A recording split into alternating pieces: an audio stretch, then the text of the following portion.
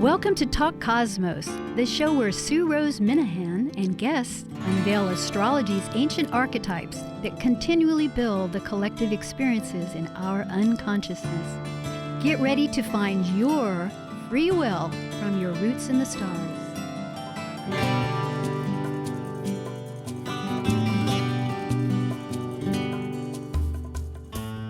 Hello, Talk Cosmos on April 6th, 2019, repeated Thursday at 6 a.m., sunrise, sunset, for the same talk that we're doing today.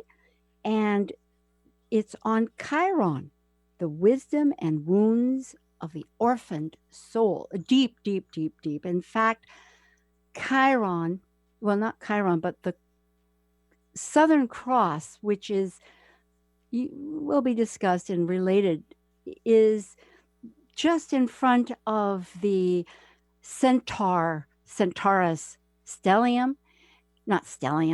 constellation, thank you, and the hind foot, which is so amazing because Chiron, the centaur, half man, half horse, had his wounded leg. And so even with the mystical connections of many forces, and I mean this by the fact that who names the stars, not necessarily intuitive shaman people, but they are. And it again speaks of this marvelous way that universe connects in various ways. And our path is to really try to our best wholeness to understand, to visualize, to witness, to absorb, to reintegrate all of these messages. And a lot of this will go on today. You know, we are talking in the archetype of Aries, which is experience.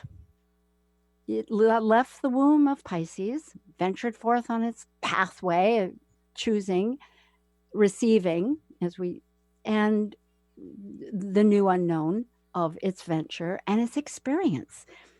And the reason I bring that up is because Chiron has a lot to do about, and in Aries, about our experiences, connecting with that subject, the wisdom and wounds of the orphaned soul. The only other thing I want to add before I bring on a most important guest that I'm really delighted to have join me again this year, it's a real treat, and he's a busy person in many places, but has found time to connect, is the fact that the Southern Cross that now rests visually from below the equator was at one time during the age of Aries, which started about 2300 BC to I think 100 BC. The constellation, the Southern Cross, was visible, but it sank below, from our viewpoint, below the equator, where it rests now. And if you're in Hawaii, you can see it, which I did up on Mauna Kea. I was just thrilled to see this legendary 4 stars Southern Cross in conjunction to Polaris, the North Star. And the importance that I'm bringing this up is of the polarity, that the polarities that come to light because they're in the shadows, and like wounds, we may be nurtured by them and we may be suffered from them, but through that, light illuminates and we're guided. And now that it's in the south under the equator, you know, it leads sailors to destinations, just as the North Pole, its polar opposite, leads people. And the polar opposite happens to be the small bear. And interestingly, I found in my home here, I was rearranging things, thankfully, making different spaces. And I have something I inherited, this wonderful bear that was carved, I think, by Alaskan people, and also an archer.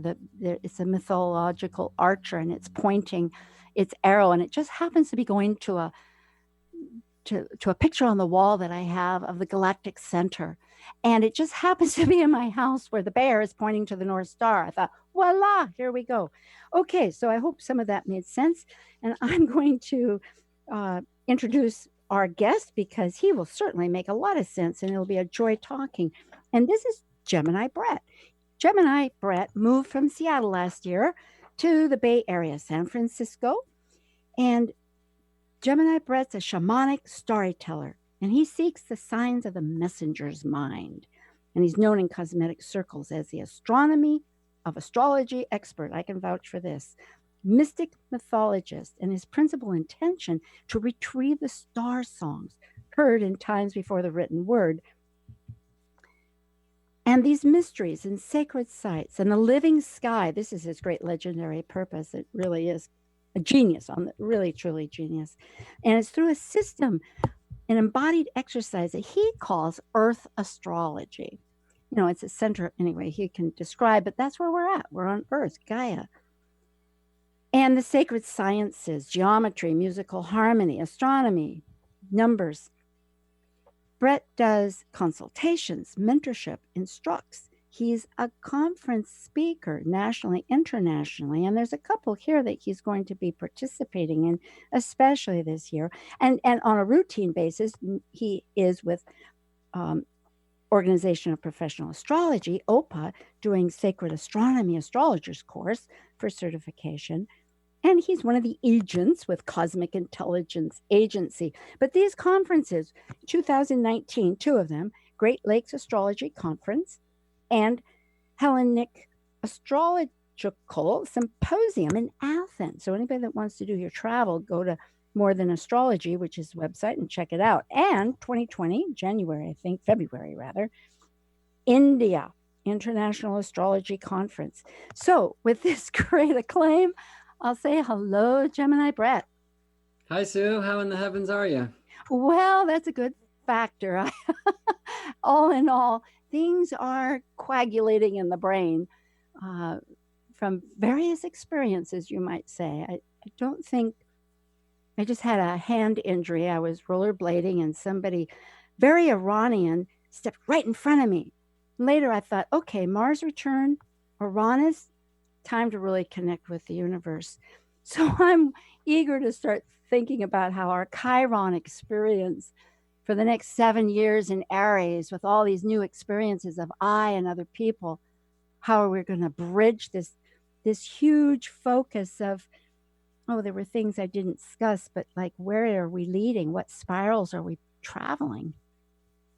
Well, I love how you injured your wrist, and what does it mean, right? Yeah. In some ways, this is really what the tale of Chiron teaches us. And Chiron's such an interesting being astrologically. Most astrologers use Chiron now, right?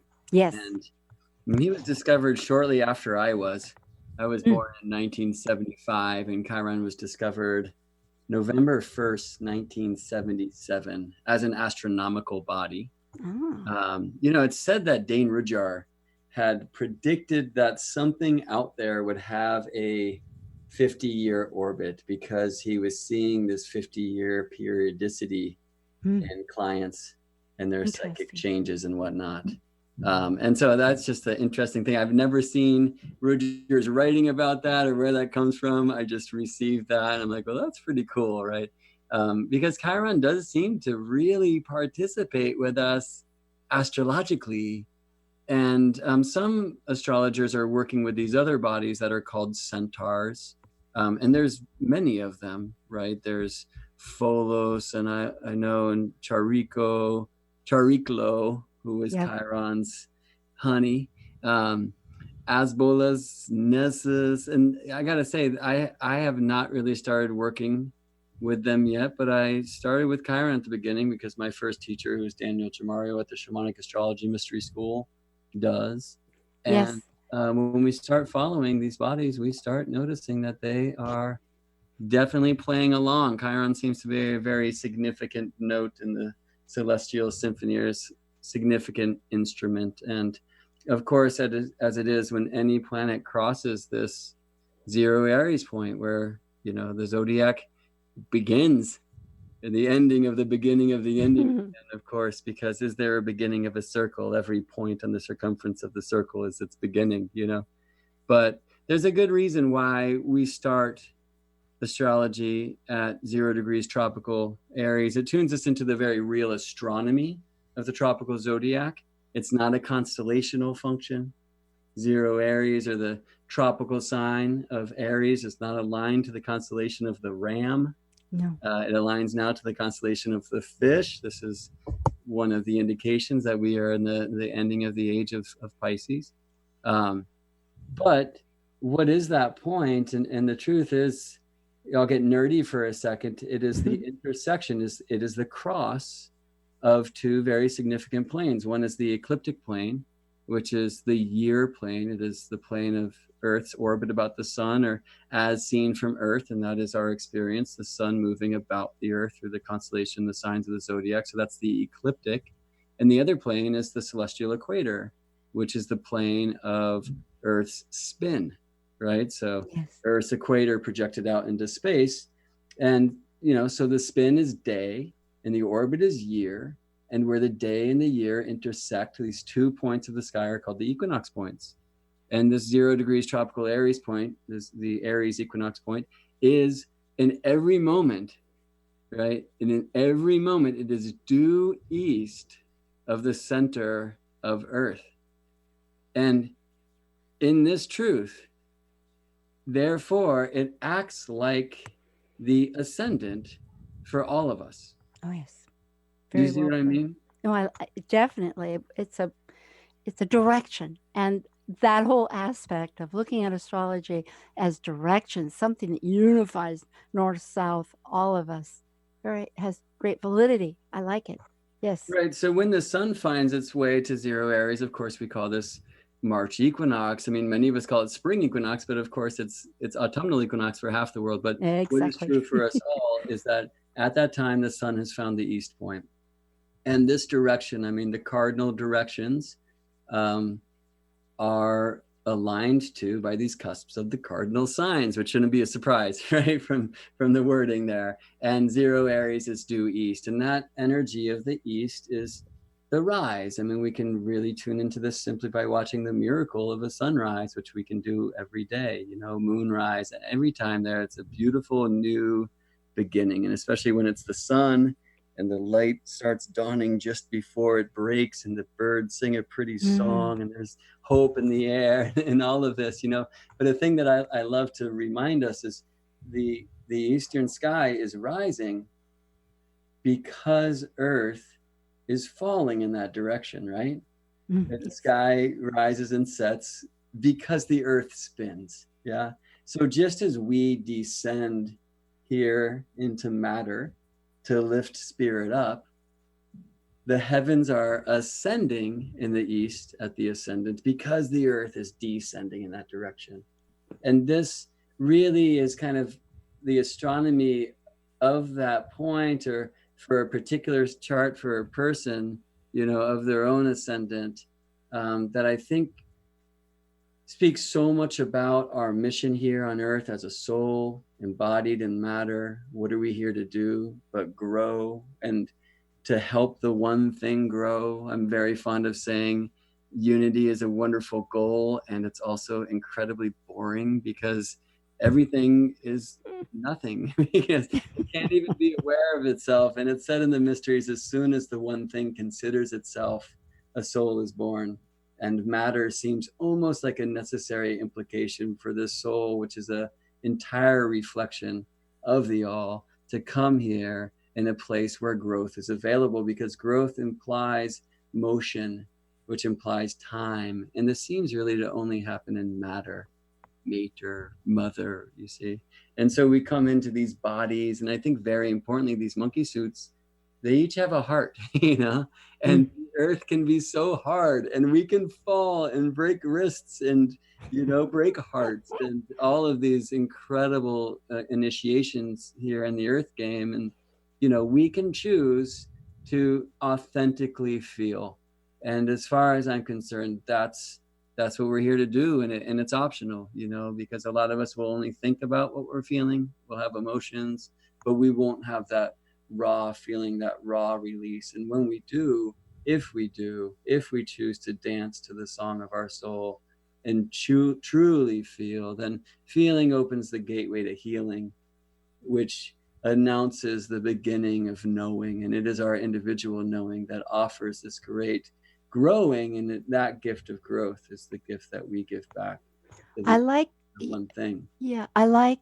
especially, Brett, the idea of the east because of the light. If we're growing, the factors are pretty basic. It's where the oneness happens. It's like, okay, we need light at some point, at least. Well, okay, there's going to be creatures that live in the dark, but light is still important.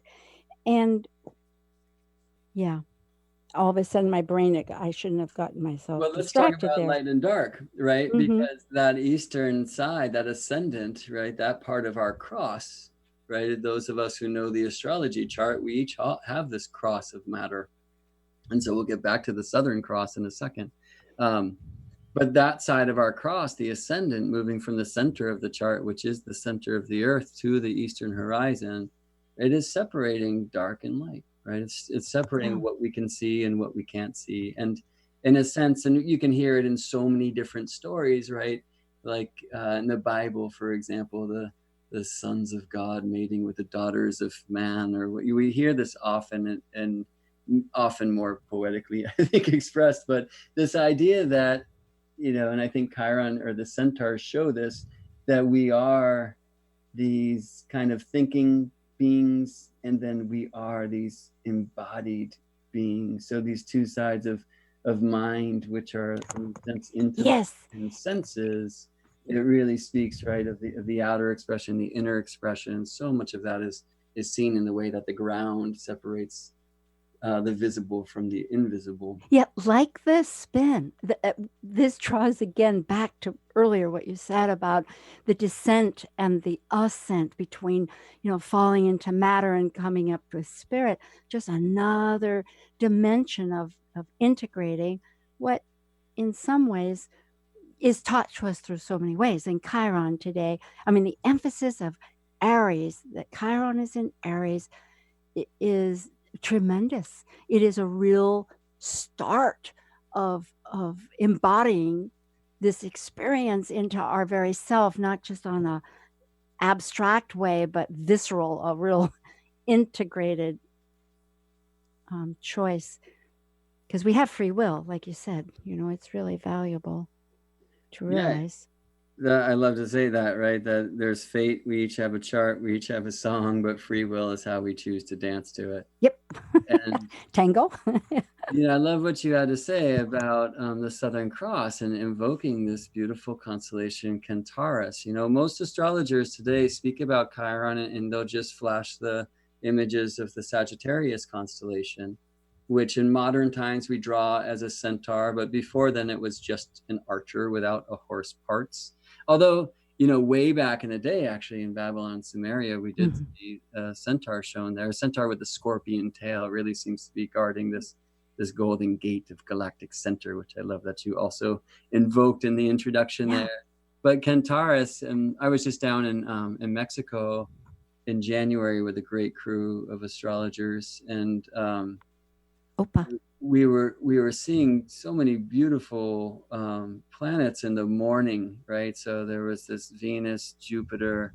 There's a moon, Venus, Jupiter for a day there, and Saturn. And so we were waking up early and going out, and we're pretty dark skies there. But we were, just as you talked about being in Hawaii, we were basically at the same latitude in Merida, kind of in this like just sub 20 degrees north latitude. And looking south, you could see the Southern Cross, right? Crooks, like right in the south, kind of guiding us in that direction. And this is an amazing thing. Like as you move away from the North Pole and towards the equator, the northern star begins to drop in the sky. Like as you mentioned, I just moved from Seattle to the Bay Area. I just moved from 48 degrees north latitude to 38 degrees north latitude. And actually San Francisco Bay Area is the same latitudes as Greece, right? So I'm connected to the sky here that's seen in Athens at this time. Interesting. But as I moved, I can look at the sky in the north, and Polaris, North Star, who the bear points to, as you mentioned, right? Polaris in Seattle is about 48 degrees above the horizon, about, more than halfway to the top of the sky, the zenith. And then here in the Bay Area, about 38 degrees above the horizon. So as the northern sky goes down, and I'm driving in my car south or whatever, the southern sky starts rising. And if we get down far enough, then we will see Crux and a lot of other southern hemisphere stars start to rise. And as you mentioned, we don't want to get too technical here, but this changes through time. This is a great year, the Platonic year, the great cycle that takes us through the 12 astrological ages. The great year is said to be about 26,000 years long. And it was right around, the birth of Christ as we measured in the calendar, right? I like to say BC should be called BP for before Pisces, because that year, when in our current calendar, 1 BC became 1 AD, that was the year that this east point, this zero Aries equinox point, precessed backwards from the Ram constellation to the Fish constellation, beginning the age of Pisces. And we hear many myths about this, but one of them certainly is this idea that the Lamb of God was born, the Good Shepherd, right? Jesus, who became the fisher of men. And this is one of the many images of this transition from the age of Aries to the age of Pisces. And amazingly, right at the same time, right at 180, that's when the Southern Cross was descending in the latitudes of Athens, Greece. Yes. And that's when it came and it touched the ground. So it was still visible, but only if you had the perfect horizon view, which is so rare because of trees and mountains and things, Yeah. But that's right when it began to disappear from view. So some say that Chiron was initially positioned in the heavens by Zeus, and we'll say why, as this great constellation Centaurus. I mean, it's an interesting constellation in of itself. It's hunting the wolf of the heavens. It contains Alpha Centauri, right, which is the star that is closest to our own, and then the Southern Cross. But some say that when Centaurus disappeared from the Greek view, Chiron's energy, in a sense, was repositioned to Sagittarius in the sky. So there was still a temple. You know what I find? Go and pray to this great healer. As a thought, just to integrate, as I've been thinking about our talk this week, and that is that since it descended to this below the equator at that time, that really when we talk about wounds, okay, the fact is that it's useful down there. I'm not sure how people found their directions with the sailors, but right now it is used for navigating the seas, and most of the below the equator is ocean. And people could navigate to what land there was. And in a sense, I'm thinking this represents such our own journey, that in order to really find our sources of power and our wounds and transmute our pains to something useful, because again, Chiron, as we'll explain, isn't really something curable, but it's usable. And but going the same representational pathway of going under what's visible to the majority, which is above, I might say, for many historical years, and maybe even now, I don't know if there's more people living above or below.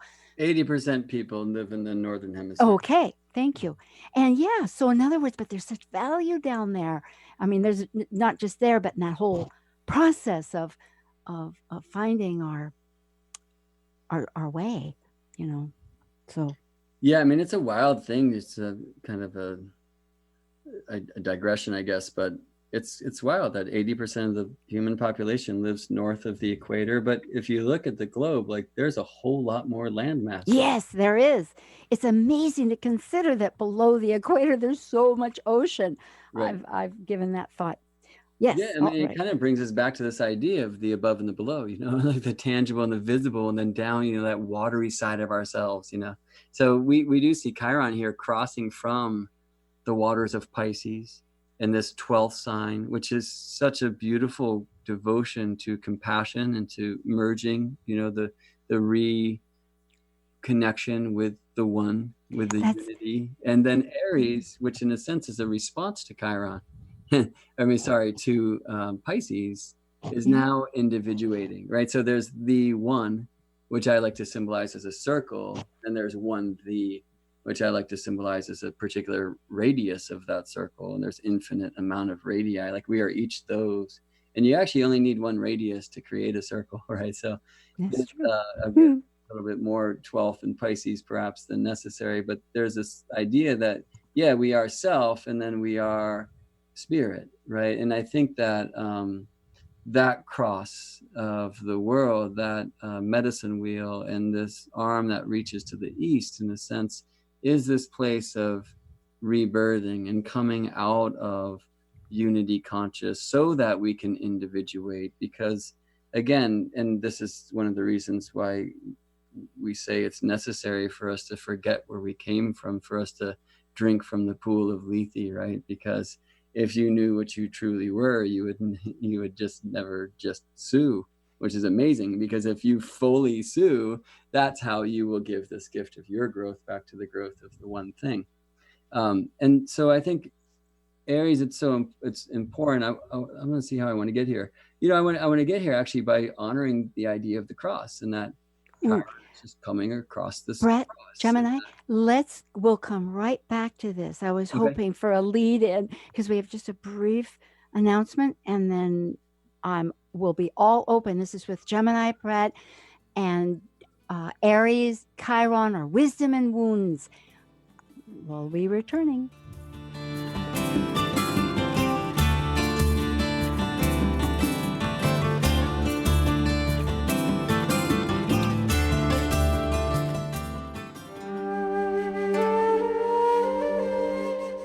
While we take a break from this week's edition of Talk Cosmos, let's take a look at this cycle's archetype. We're currently in the period of Aries. By leaving a cycle based upon completion, the energy of Aries sparks initiation, creating action to separate into a new cycle of life. It's a fire sign, which means it will involve great emotion. And because separation may create resistance, it also takes great courage to break away to new ways of becoming. Celebrate your star energy blessings. Schedule a natal astrology chart consultation with Talk Cosmos host Sue Rose Minahan. You'll learn to better understand what personally fuels your soul's seed direction. Sue focuses on your questions to connect you into your unique heart's desire and your true soul path's birth essence, including a recording and a copy of your chart. Schedule by emailing info@talkcosmos.com. That's info@talkcosmos.com. Ciao and greetings to all you folks out there that have got enough curiosity to tune in to what's going on here. My name is Jeff Peters. I am the Lively Astrologer, and you're listening to Talk Cosmos on Alternative Talk 1150 AM, where we unveil astrology's ancient archetypes that continually build the collective experiences in our consciousness. Alternative Talk 1150, local talk for the body, mind, and soul. Welcome back. Talk Cosmos on April 6th, being repeated for a repeat show on the 11th, Thursday at 6 in the morning. And Gemini Brett is here talking with me about Chiron in Aries, the wisdom and wounds of the orphaned soul. And Brett is going to tell us about the mythological journey. So lead on. I'm grateful. Thank you, Brett. Right on. So we were speaking about Chiron and the cross, and this cross that's part of the Centaurus constellation. But Chiron now being at this cross, this east point, this zero Aries point, where the planes of day and year intersect. And this cross that, of course, we typically associate with that point is the cross of Christ, right? Easter happens on the Sunday after full moon, after the sun reaches that 0 Aries point. And I think there's a pretty interesting correlation between these mysteries. And it's the story that most folks tell about Chiron to really invoke this idea of the wisdom of the wounds. And it is that Chiron who, speaking of Aries, was a great teacher to many of the semi-divine heroes of the myths, including Hercules and Jason and Theseus and Achilles, right? But Chiron also taught healing. And I always love to remind people, if you're speaking about this arrow that I'll get into and, the wound, well, in the warrior training, let's also invoke the time that Chiron first taught Asclepius to harvest mugwort, or the time that Chiron taught Orpheus to play a chord, because that was another one of these amazing beings that Chiron raised in his cave that was known as the Chironian, where he taught all things. But he certainly did teach the martial arts, and this led in some senses to his end, or of course that end is just a new beginning. But it's told in many ways, but the version that I love is this, that Orpheus, having returned successful with Jason and the Argonauts in the quest for the Golden Fleece, fell in love with Eurydice. And they had this beautiful wedding, and Chiron told Hercules to break out this nectar of the gods that he had his student guarding. And this was a beautiful celebration, but also in a sense a big mistake, because this nectar wafted through the airs and reached the nostrils of these many other centaurs who, unlike Chiron, were not so civilized. They were known to be rather hedonistic drunks, really. And they came and they caused great ruckus, and everyone tolerated this until one committed the ultimate wedding crime. He, it said, snatched the bride and galloped away with her, only as far as he could reach before one of the great arrows from Hercules' bow reached that centaur's heart, and he dropped the bride, and then he dropped dead. And this great battle ensued between centaur and man, and Chiron didn't get involved. First of all, he's a centaur and his students are these humans for the most part, but also he was too wise for that nonsense. But he did get involved serendipitously or synchronistically when an arrow of the battle, again it is said, shot from the bow of his student Hercules, missed its mark and nearly caught Chiron in the throat. But fortunately he caught this arrow before it did, quite fortunately, because it was tipped with the deadliest poison known, the blood of the Hydra, a poison that Chiron himself had instructed his student Hercules to fashion from the blood of this monster that he defeated in one of his great 12 labors. And so Chiron's holding this arrow, and then the strangest thing happens is that he drops it, and it pierces his shin, it is said, and the deadliest poison mingles with the blood of this great centaur mentor. But he can't die. You see, Chiron was half immortal. He was a son of Saturn, but he was half mortal, son of Philyra. And he couldn't die, but he could feel this pain, excruciating pain. And it really led to its incurable agony, right? So he has these great healer students. Asclepius at this point had been known to raise the dead, and he could not assist Chiron, and Chiron could not assist himself. I like to think that this is when Chiron started creating all of these incredible healing modalities like acupuncture and homeopathy, but none of it's working. But he also began to develop something more. He developed for the first time from an immortal's heart, empathy, because he could feel this great pain. And this empathy grew and grew. He now knew the pain of the broken heart, the pain of the mother who loses a child on the battlefield, the pain of the human condition. And it grew and grew and grew until he felt the pain of he who it said was most tortured. And this was Prometheus. Prometheus, who was the creator of humankind, and Prometheus, who was chained to a lonely crag of the Caucasus, where a liver pecking vulture would visit every day to peck out his liver just so it could be renewed at night. And this amazing torture simply because he wouldn't apologize for stealing fire from the gods to give to his creation, us. And one of the conditions for Prometheus's release was not only this apologize, and there was another piece, but one was that an immortal must choose to take his place. We might think that Zeus created this code because he knew that no immortal would ever bite, but this is the day that that happened, or Chiron, seeing that there was no point in the two of them suffering for eternity, said to his half-brother Zeus, another son of Saturn, I will take his place. I will take the place of Prometheus. And that never was. Prometheus was released, but Zeus honored this amazing gift of empathy.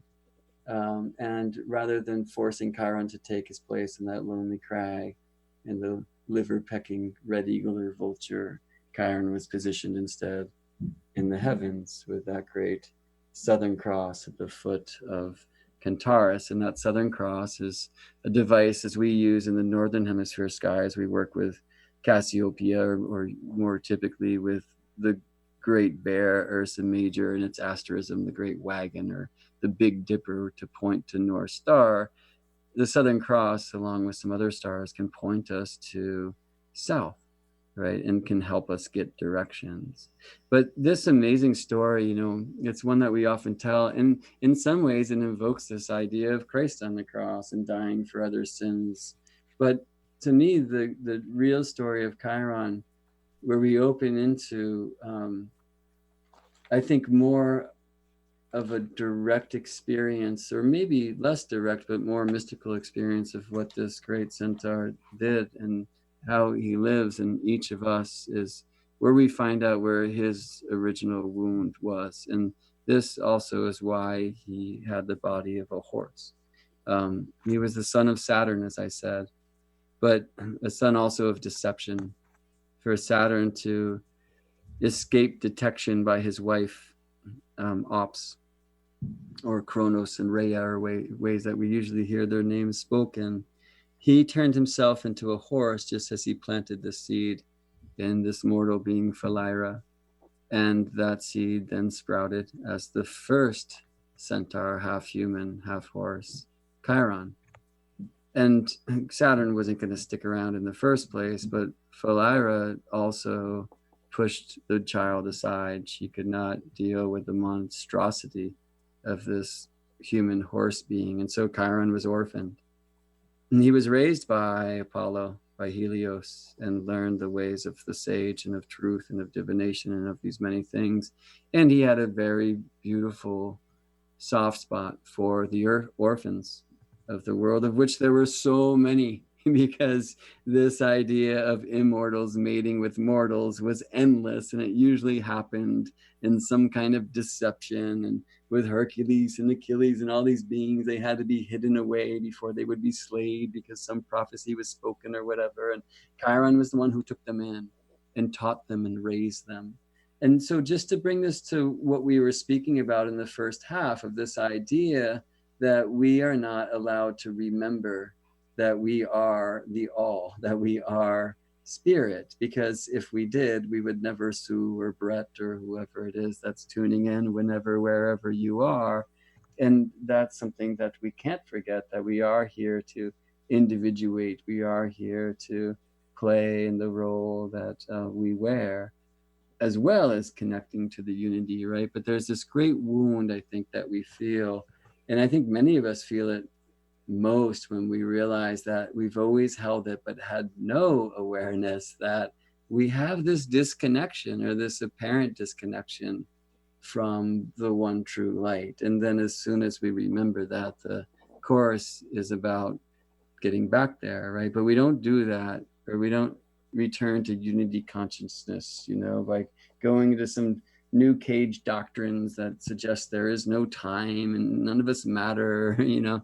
It's really, I think, matter very much matters. That's how I feel about it personally. And that's how this cusp that separates Pisces from Aries, or in all of our charts, the 12th house from the first house, it really wants us to individuate, to be born. And we were saying earlier about how the matter descends in the east, the earth falls towards the east, so the heavens can rise. And we're here, right, to descend into matter to help spirit grow. But that great pain of the orphaned soul, right, which can fall prey to thinking that, you know, as some conspiracy theorists say, Earth is a prison planet, or whatever it may be. I think we really, as we open to the mysteries, come into this. And one thing I have seen with every mystic is, first, it's to find the path that heaven is a place on earth, and that this place is beautiful. And as hard as it can be, these great stimulations of the wounds and the pain of the orphan soul are here to help the whole thing grow. But also the beauty of individuation, right? So I better stop here, Sue, and check in with you. And no, it's beautiful, Brett. You've pulled it together.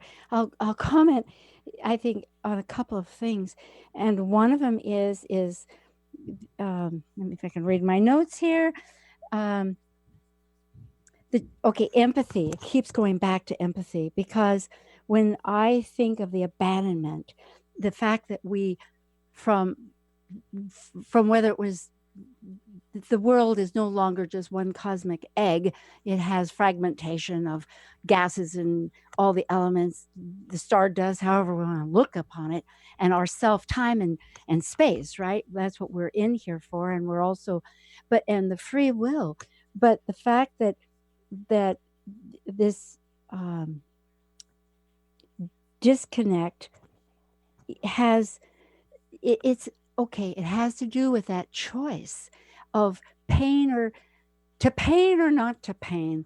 I mean, because it is part and parcel, whether we fall and break our hand, or whether, and I can't drive, or whether it's because maybe, and that's another factor for the audience, your Chiron every 7 years goes into another sign. Mine happens to be in Sag in my third house. And for the longest years I pained because I wanted to go to higher learning, and one choice after another just seemed to thwart it. But who was ruling it? Yeah, hello, I am. And when I finally realized that just some years back and went into astrology, and then now I'm really working to this certification and having this program that's also helping me understand astrology more. That was one of my main goals for it, to really like center on it, like it's not getting away, I'll figure this out. So but our wounds are something that, okay, Prometheus, that's what I was thinking, and I'll throw it back to you, is that if Prometheus gave us fire, which is spirit, to live, that clay that we were born from, then the gods, the spirit, the masters of that area of our unity are saying, hey, it's not a silver spoon. It takes a little choices. Are you going to be attached to this pain? Or are you going to let go? Are you going to burnish it? What are you going to do? Yeah, absolutely. I mean, it said Prometheus fashioned us out of clay, which I would say means we are ever moldable, and in the image of the guides and guidesses themselves, and then gave us fire, right? Which is this great tool so that we can create.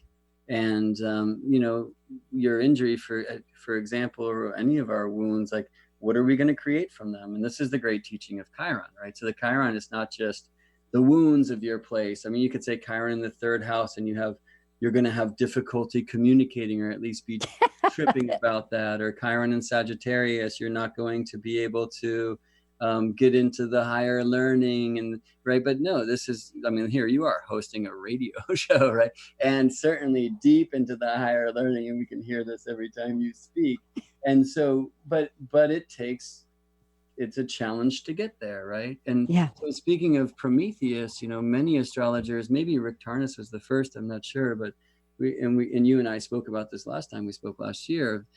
Prometheus is often associated with the planet Uranus.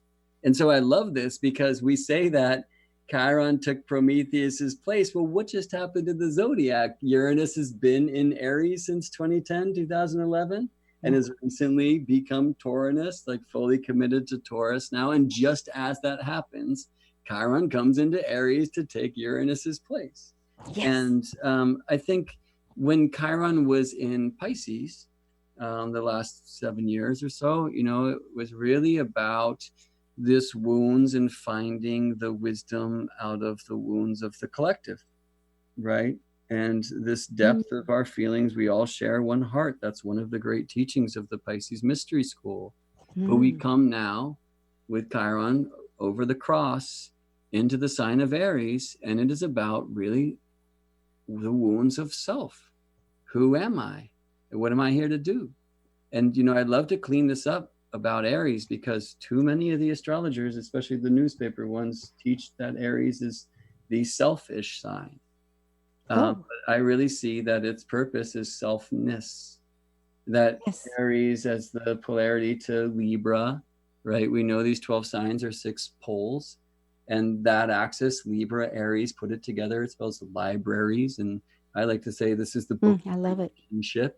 And we say this with Libra. Well, Libra is othership, but we don't have right relationship without balancing othership with selfness. And this is the goal of the Aries mysteries, right? Yeah, which gets back to that last comment that might be on from one perspective, is for what purpose?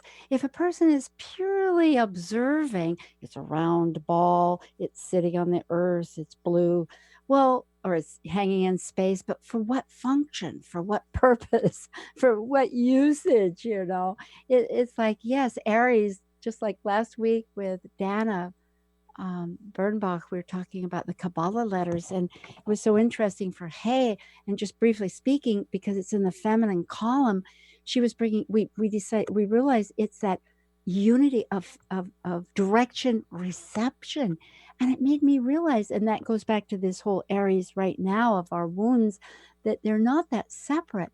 One thing, you know, we in order to observe it, we may have isolated it and cracked it with a hammer, but truly it's a flow. It's like a vibration, like a wave, you know, it just kind of oscillates. And so we need to remember that, you know, it's there's a lot of reception, and so Aries, no, it's not selfish, it's just going in its direction rather than the collective. That's all. Well, and I would say it's doing that for the collective. I mean, for me, all of the cardinal signs are about others. And I think this is true for Aries. It's easier to see with Cancer, with the nurturing mother, with Libra, the relationship expert, with Capricorn, the wise elder. But what about Aries? This thing that we say is warrior, scout, or pioneer. Well, that's all for the tribe if it's done in its light. And we're taught this idea of independence is insulation, you know? And, you know, I got to say, this is true for every mystic I've ever known. There is a time of isolationism. There's a time of feeling like I don't belong here anymore. I'm going through this weird awakening.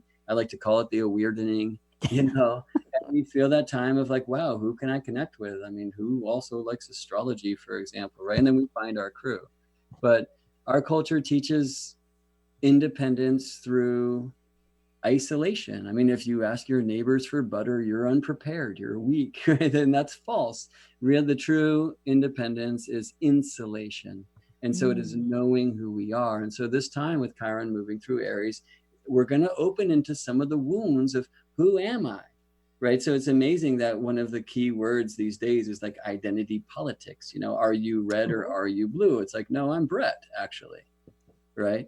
And so how do I find me in this midst where we're wanting to be grouped only in group think or some collective? And I think that's the huge shift here. And I know we're running out of time, but I'll just I love how you've just put this exactly. No, it's okay. We'll fudge and we'll make it.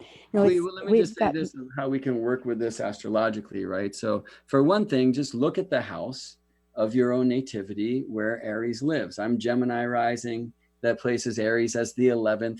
I'm 43 years old and I have Chiron in the sign of Aries. So I will have my Chiron return in about 7 years. They go down at about 50 years old. And the 11th is a place of communities. You know, do I have wounds about feeling like I can't connect to the community? I have a hard time finding friends or don't know how to fit in and be myself in a group. Yeah, sure. Absolutely. That happens. You know, it's not only that. Another thing to do is look at like where Chiron is in your chart. So you offered, you know, this example, if you have Chiron in Sagittarius and in the third house, right? Well, Aries is the fifth sign from Sagittarius, right? So, I mean, I can just look at where Aries is in your nativity. And if Sag is on the third, right, I can assume that it's probably Aries is your Seventh. Yeah, right. So we're going to talk about relationship stuff, but another way to look at this is not only Chiron in your seventh house, but also Chiron being in the fifth house from the third, because the third is where Chiron lives in your chart. Yeah, right? trying. And so now in Aries, he's in the fifth, which is the house of passions, of creations, right? So that seventh, one of the ways that it operates for the third is that here you are in the third developing expression, which really on the deepest level is us learning how to share and speak the needs of our soul so that we can feel fed and be strong to move through this strange world. But the seventh functions in the third because when we learn how to communicate, well, we're speaking to other people. And when we do that through creativity and passionate creations, which is a fifth house theme, and we bring that to the seventh, then it's allowing our third and that sense of poetry and beauty and spreading the word to really be something that comes above the horizon into the light. And so we come full circle. And I end by bowing to you, Sue, for choosing to follow your quest here and to talk cosmos with weird folks like me and these other astrological beings who are really trying to get after these starry songs to make moves in this place called Earth. Brett, is a thought. First, for other folks, Gemini Brett's talking derivative houses. That's why it is. So just keep that. Some of you know it. The other thing is, I love how you bring back the fact of the collective. Once again, this brings that polarity point right home again, which the duality, I mean, here I am a Gemini, you've got Gemini rising, and we know all it's, and you're Gemini Brett and Gemini moon. And the fact is duality again and again, and polarity. It's that feature of bringing it forth. And also the third thing I have to say quickly is a lot of this stems right from your own energies that you've helped me with a reading, which I don't get many of. So thank you too, Brad. Well, that was an honor. It's always an honor to be able to do sessions with fellows of the starry cloth. I have the great honor of being able to look at charts with a lot of astrologers because I have a rather unique approach, and I'm always sure to receive readings myself. I think we should always be healed in our own healing modality. So if anyone's interested in doing a session with me and hearing the way that I sing your starry song, find me at morethan.astrology.com. I want to say one more thing to the astrologers because I meant to get to this and we won't. But here, cast these two charts, the Uranus discovery, March 13th, 1781, and the Chiron discovery, which is November 1st, 1977. And you are going to see some amazing synastry. And that's to this feeling of Chiron took Prometheus's place, and see what you see there. It's a fantastic wonder. Well, I'll throw out just an announcement for next week, and then we can follow up on that thought because I know you'll have one that you can tell people. Next week is the last week for the Aries archetype, and Dr. Laura Tad will be returning, and we're going to talk about a potpourri of things. One is perhaps the Aries parent and the Aries child, and that whole experience of functioning on our beginnings with Aries, and we'll elaborate more. And to remind people that there is a repeat showing now as of the second season, and that is on Thursday morning. So if you missed part of this, you can tune in. And if you have tuned in, this was broadcasted on April 6th, but April 11th is going to be repeated. And we have archives all the time. We have guest material all the time. So if you didn't write down Brett's bio, just check out Talk Cosmos, go to guests on the menu, and there you'll see himself and More Than Astrology with a hyperlink. You can find, I think it's hyperlinked. Yeah. You can just zero right in and learn about all these great conferences and readings and etc. And you can learn, and you can listen online at 1150 KKNW, which is, there's a listen button. You don't have to be right in Seattle with our little radio system. And there's an app, KKNWAM. And if any of that's confusing, just check online and you'll figure it out. So, Brett, we have, oh my goodness, we have about 30 seconds. Let's see what I can do. I want to say one more thing. Add your name to my mailing list at this specific hidden link. It's morethan.astrology.com/free. And I'll send you a bunch of free stuff, including 6 hours of sacred astronomy for astrologers training. So with these two charts, I'm using 12 p.m. because I don't have times for either of the Uranus discovery in 1781 or the Chiron discovery in 1977. But one is 10 that seconds. Chiron's sun is at Uranus moon, Ooh. and they're both opposite. Chiron is in 3 degrees Taurus for both the Uranus and Chiron discoveries. It's an amazing link on Earth and sensual access. The spin works. Blessings forever, Brett. Gemini. We'll talk. Bye-bye. Yep. Thank you for listening to Talk Cosmos, the show where Sue Rose Minahan and guests unveil astrology's ancient archetypes that continually build the collective experiences in our unconsciousness. Be sure to tune in next Saturday at 6 p.m. to continue finding your roots in the stars.